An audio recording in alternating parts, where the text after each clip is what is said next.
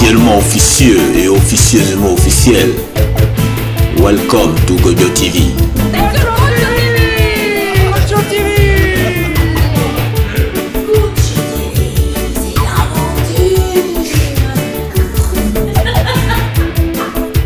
Welcome to Gojo TV.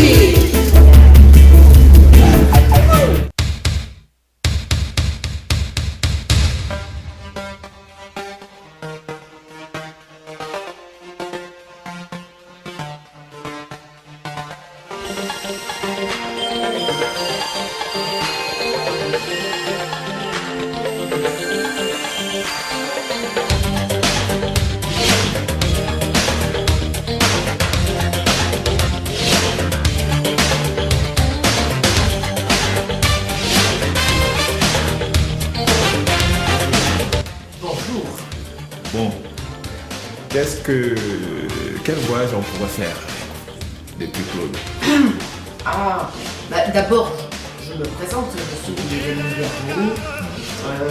J'ai d'abord vécu à Toulouse, d'ailleurs la ville de naissance de Claude Nougaro, jusqu'à 22 ans où j'ai fait des études de kinésithérapie. Et je voulais voyager, je suis partie à l'île de la Réunion pour travailler. Et là-bas, j'ai appris... c'est un technicien qui est venu me voir et Claude Nougaro avait mal au dos. Et quand il a su que j'étais une kinésithérapeute toulousaine, il a pris rendez-vous et c'est comme ça que je l'ai rencontré. Ensuite, il m'a invité à son spectacle à Saint-Gilles de la Réunion. Et puis, je l'ai rejoint un peu à l'île Maurice. Puis après, carrément, 2 mois après, j'ai pris un billet de retour et je suis allée le retrouver à Paris. Il habitait alors dans le 18e. Un léger coup de foudre, non? Coup de foudre, c'est compliqué avec le retour. Il y a eu quelque chose, après j'avais 22 ans, lui il avait 54 ans. Voilà.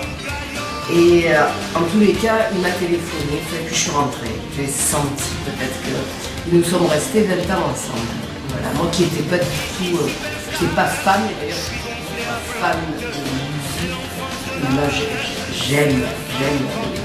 J'ai appris à aimer, quoi, mais comme ça, quand je l'ai rencontré, je le connaissais, mais j'étais pas très intéressée par la chanson. En fait, tu es tombé amoureux de l'homme. Voilà, c'était pas la star, c'était pas... non. Et alors, qu'est-ce qui s'est passé par la suite? Vous êtes mariés? Alors, non, on s'est mariés 10 ans après. Nous sommes... dans un premier temps, j'ai commencé à le suivre en tournée. J'ai appris à connaître ce monde-là. À l'époque, c'était Bernard Lula, Pierre Richelot et Maurice Vander, 3 immenses jazzmen. Et puis 10 ans se sont passés et un jour il y a des journalistes qui sont venus à la maison de Paris Match et il leur a dit qu'il allait se marier avec moi. Alors il a prévenu mes parents que nous allions nous marier. Et c'est comme ça que le 12 avril 1994, à la mairie de Toulouse, Dominique Mélis, alors je l'avais marié.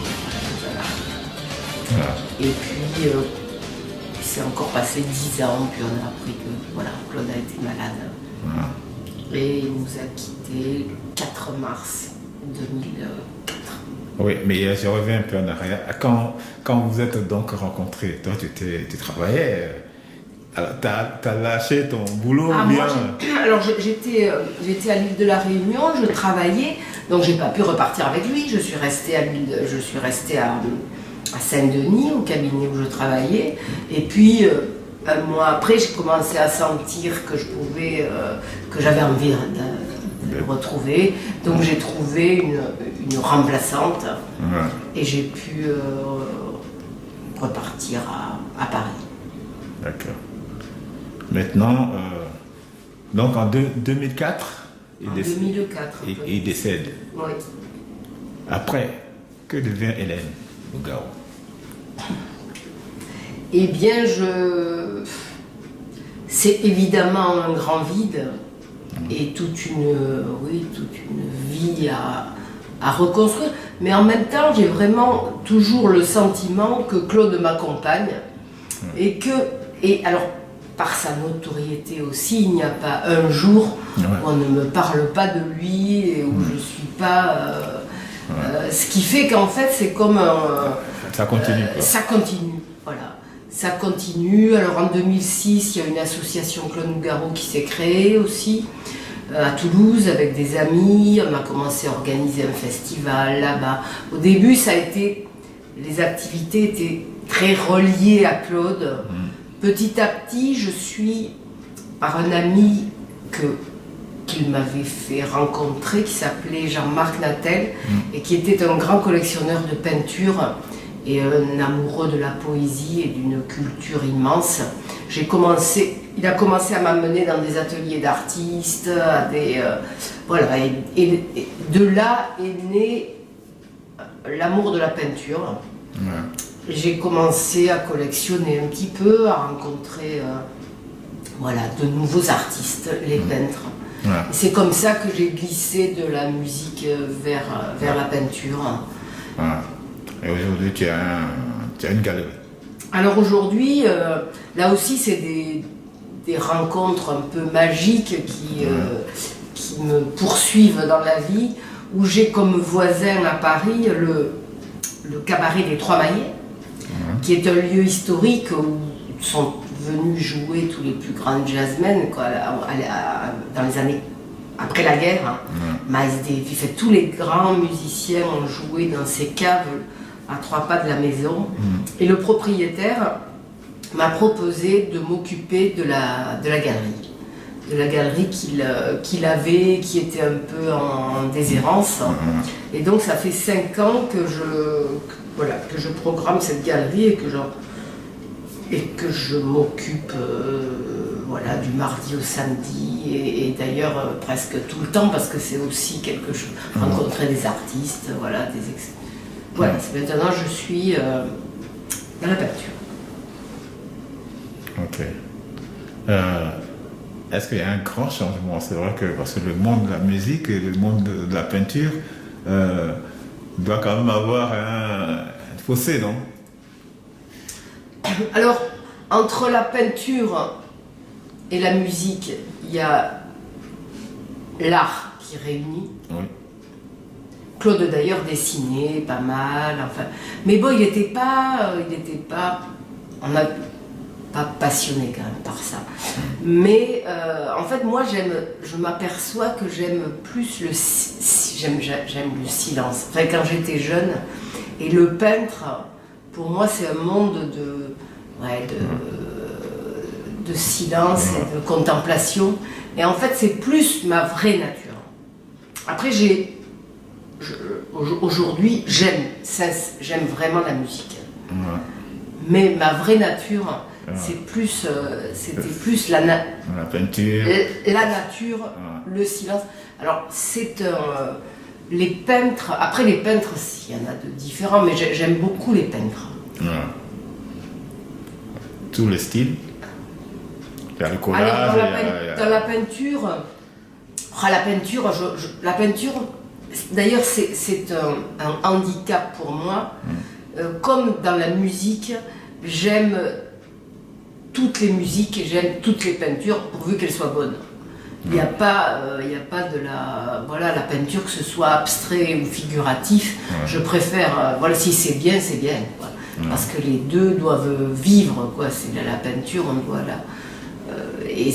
moi j'aime ce qui est beau. Après les styles, c'est pas mon. Je ne suis pas fermée à une pratique. Quoi. On peut être plus sensible à un mouvement qu'à un autre, mais je suis large. Quoi. J'aime toute la bonne peinture.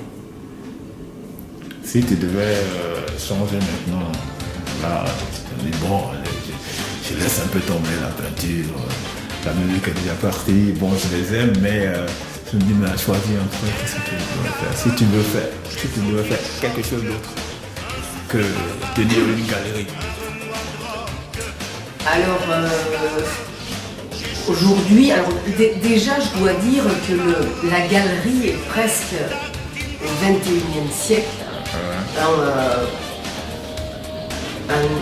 un lieu, je ne sais pas dépasser parce que je crois qu'il faut toujours voir les œuvres en vrai.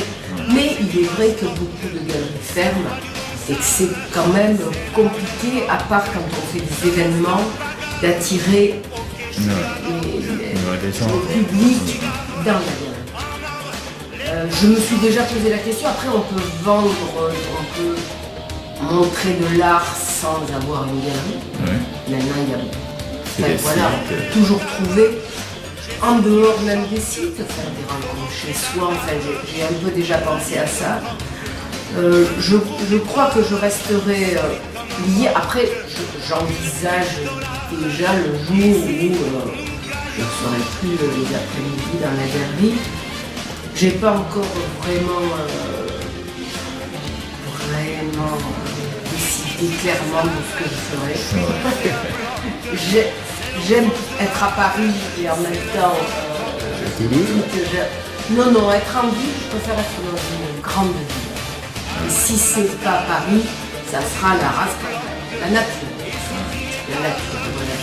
J'ai une petite maison dans les Corbières, après je ne vois pas non plus toute l'année. Mais j'adore la nature, j'adore les animaux, j'adore aller avec des jeux. Mais tu es à l'extrême, quoi. Tu adores la nature, tu adores la grande ville. Voilà.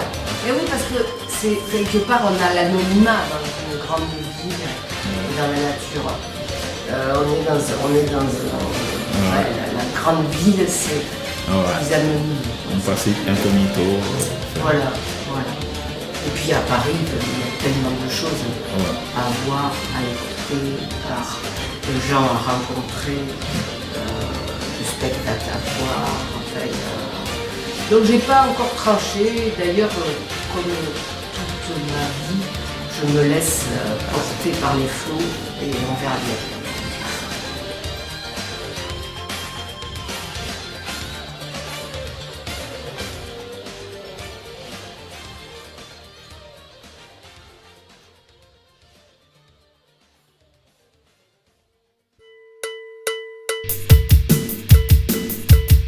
À bientôt sur Gojo TV.